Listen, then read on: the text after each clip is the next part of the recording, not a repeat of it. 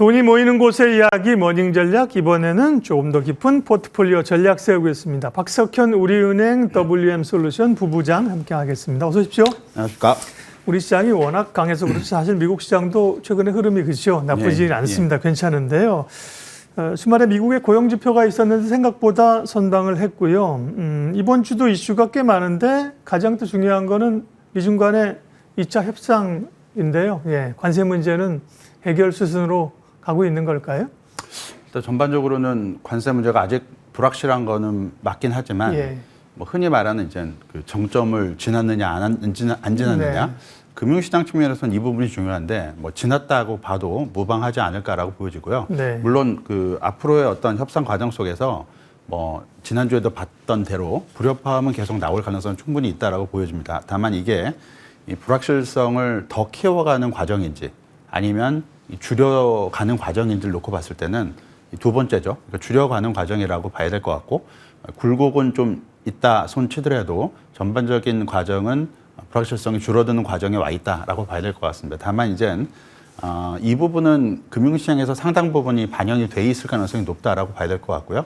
중요한 부분은 이제 실제로 불확실성을 줄이는 과정 속에서 관세가 없어지는 건 아니기 때문에 일정 부분의 관세가 실행이 됐을 때 실제 미국 경제 그리고 글로벌 소비나 또는 물가에 어떤 영향을 미칠지는 아직까지는 확실한 영향은 아닌 것 같습니다. 이런 부분들이 주식시장에는 오히려 좀 큰 부담 요인으로 작동할 가능성이 높다라고 볼 수 있을 것 같고요.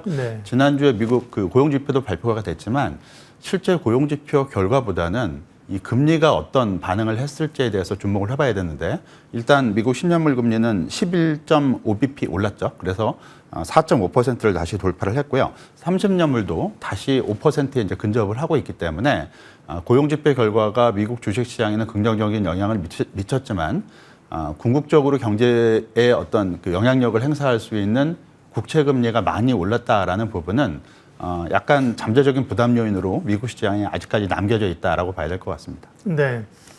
불확실성이 상당 부분 해소됐지만 사실은 이 먹구름도 꽤 있는 거죠. 고민할 지점도 좀 있는 겁니다. 그 가운데 대표적으로 금리를 말씀하셨고요. 품목별 관세 얘기도 사실은 좀 수면 밑에 여전히 있습니다. 반도체와 관련된 얘기에서 미국 상무장관이 보조금 너무 많이 받아가는 거 아니야? 뭐 이런 얘기까지 해가지고 그죠. 이 문제는 국내 반도체 업체에 미칠 남아있는 영향은 어떤 걸까요?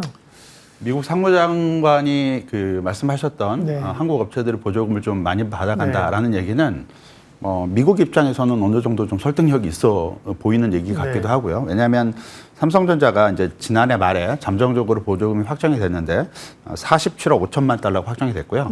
SK하이닉스는 4억 6천만 달러가 확정이 됐고 일부 분할 지급이 이미 시작된 걸로 SK하이닉스는 보도가 되고 있습니다.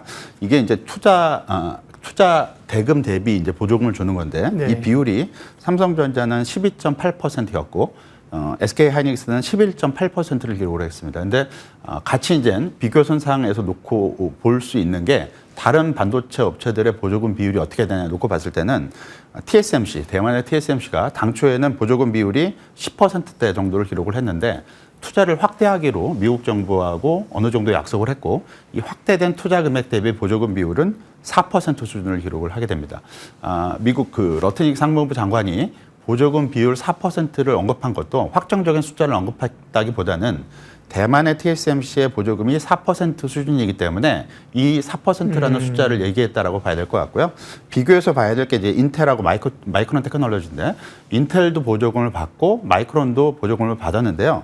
이 두 회사의 보조금 비율은 8%, 5%를 기록을 했습니다. 그래서 한국 업체들이 지금 기록하고 있는 받게 될 보조금 비율이 10%를 넘어갔다는 얘기는 앞으로의 재협상 과정 속에서 줄어들 여지가 상당 부분 있다라고 봐야 될 것 같고요. 다만 이거는 일시적인 보조금 어떤 지급 규모이기 때문에 이게 뭐 지속적인 영업이익하고는 상관이 없는 규모고요. 따라서 주가에 기본적으로 영향을 미치는 부분은 이 보조금이 줄어들까 말까 이 부분은 큰 영향을 미치지는 않을 걸로 보고 있고 중요한 건 그거보다는 삼성전자나 SK하이닉스나 앞으로의 이익 전망치가 어떻게 변할지 긍정적으로 계속 움직여줄 수 있을지에 포인트를 맞추는 게 좀 좋지 않을까라고 볼 수 있을 것 같습니다.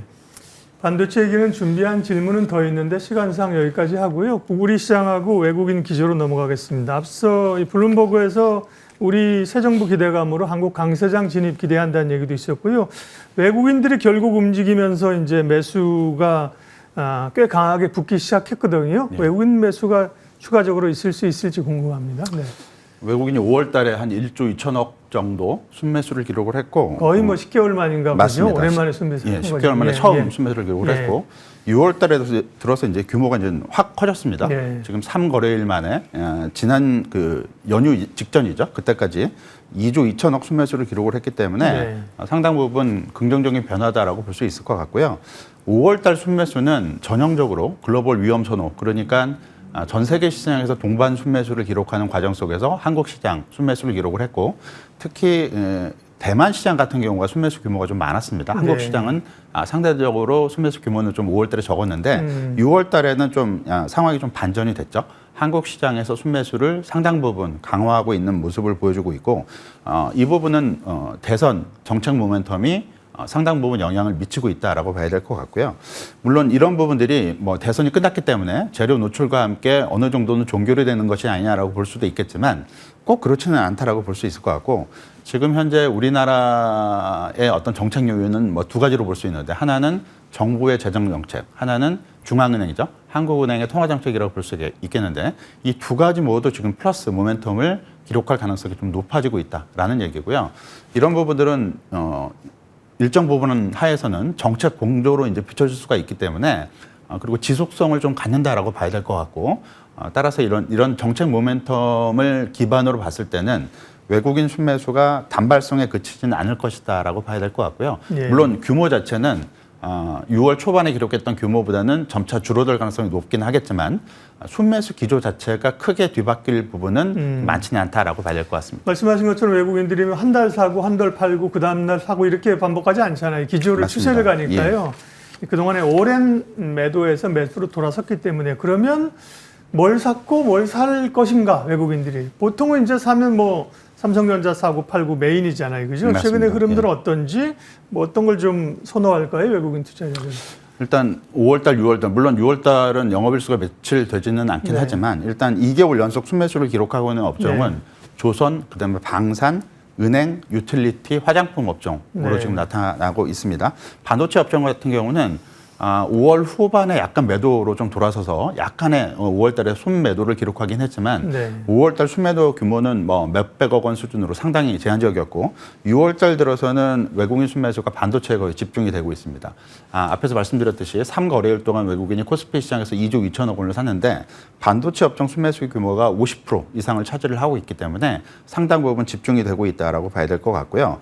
앞으로의 어떤 움직임이 좀 중요한데, 보통 외국인 매매 동향은 업종별 순매수에 있어서도 기존의 기조가 크게 뒤바뀌는 부분은 과거 사이클에서도 발견이 되지 않기 때문에 이번에도 그렇게 유지될 가능성이 높다라고 봐야 될 것 같고, 이 얘기는 앞에서 말씀드렸듯이 조선, 방산, 뭐 은행, 유틸리티, 화장품 업종에 대한 외국인 순매수가 당분간 이어질 가능성이 좀 높지 않을까라고 봐야 될 것 같고요. 물론 이들 업종들이 분명히 가격 부담이 있긴 합니다. 하지만 수급적인 모멘텀 측면에서는 계속 긍정적인 어떤 흐름을 유지할 가능성이 높다라고 봐야 될 것 같고, 관건은 아무래도 이제 반도체가 될 것 같은데, 반도체 업황 같은 경우는 상대적으로 하반기에 대한 어떤 약간의 불확실성이 좀 상존을 하고 있고, 그리고 앞에서 말씀드렸던 미국 금리가 올라가는 부분이 전반적인 글로벌 IT 테크 주식들한테는 부담 요인으로 작동을 하기 때문에 이 부분이 앞으로 어떻게 작동될지, 그리고 이런 부분들이 우리나라 외국인 순매수, 반도체 외국인 순매수에 어떤 영향을 미칠지를 조금 더 확인할 필요성은 있을 것 같습니다. 네. 외국인들 시각에서 봤고요. 시장 전체적으로 어떤 섹터를 투자해야 될 것인가가 물론 이제 마지막 질문이고 궁금증이죠.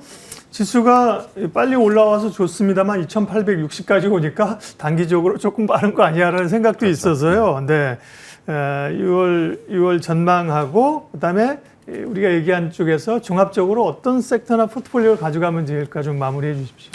말씀해 주셨던 대로 단기적으로 너무 많이 올랐죠. 뭐 탄력은 둔화될 가능성은 상당히 높아졌다라고 볼 수 있을 것 같고요. 대외변, 그러니까 우리나라는 이제 대선 모멘텀은 어느 정도는 재료가 좀 노출이 됐기 때문에 앞으로는 대외 변수 쪽을 좀 다시 주목을 해야 되겠는데, 17일, 18일 FOMC가 예정이 돼 있습니다. 다음 주고요. 네. 여기서 이제 연준이 기존에 얘기해왔던 대로 올해 두 차례 금리 인하 전망을 점도표상 그대로 유지할지, 그리고 이런 부분들이 다시 미국 금리에 어떤 영향을 미칠지, 그리고 계속 지금 주요 변수로 작동하고 있는 트럼프 대통령의 네. 관세 정책이 어떻게 변화해 갈지, 이런 부분들을 좀 주목을 해야 될 것 같고요.